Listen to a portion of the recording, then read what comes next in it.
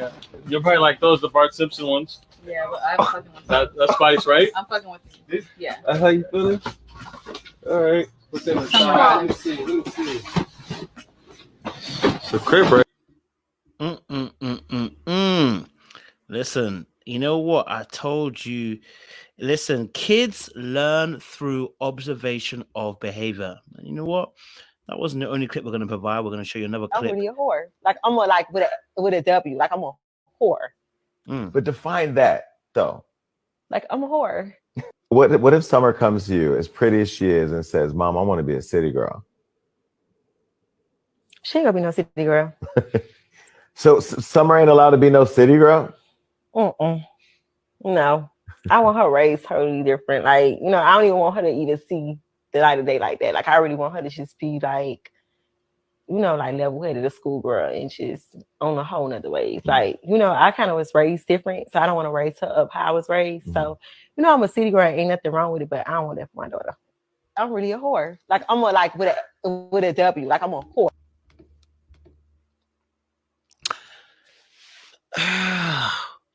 We got both Blueface and Young Miami showing us exactly, you know, two different aspects, right? But it's very similar. It's to do with their kids, right? First and foremost, we're talking about how, you know, Blueface had his son literally punch in the face, not push, punch.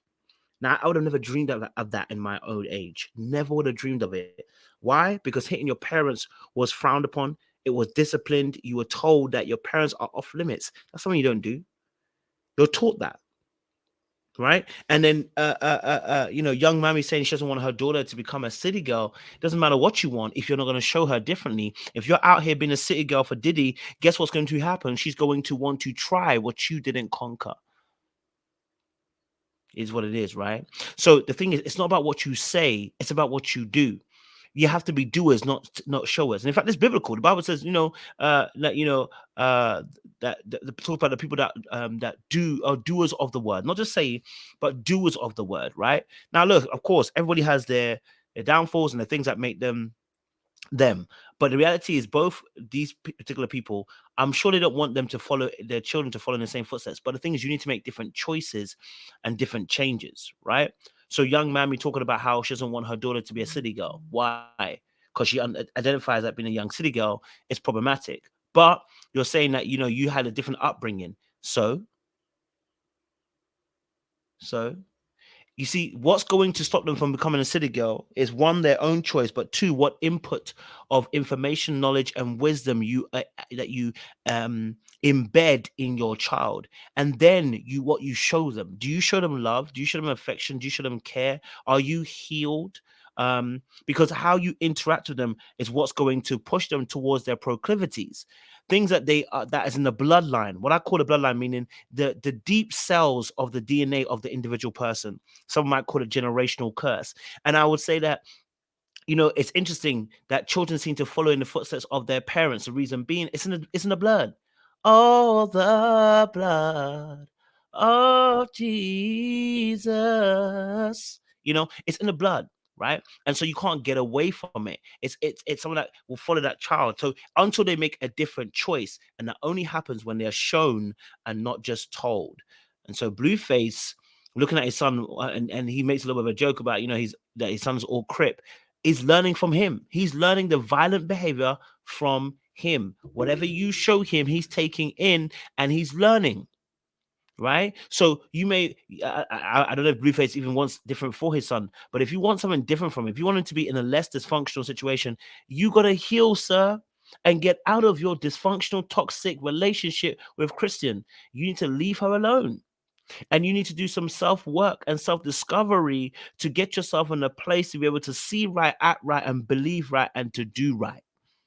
Without it, you're going to suffer. Without it, your son will pick up on all the dysfunction that you've provided, and he will learn how to cope best with the dysfunction.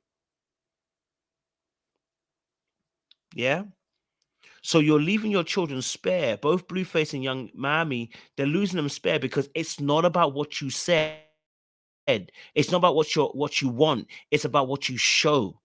And if you show and they believe, they are going to do in accordance with it. So it's all well and good not wanting a 3 or 4, not wanting a city girl, not wanting a girl that moves mad, not wanting a daughter to be a whore. Yet you yourself are doing a thing out with Diddy and calling yourself a whore. What do you think is going to happen to that child? And Blueface, you don't want your son being a replica of yourself and what relations you've had with a woman in the past. It's not healthy.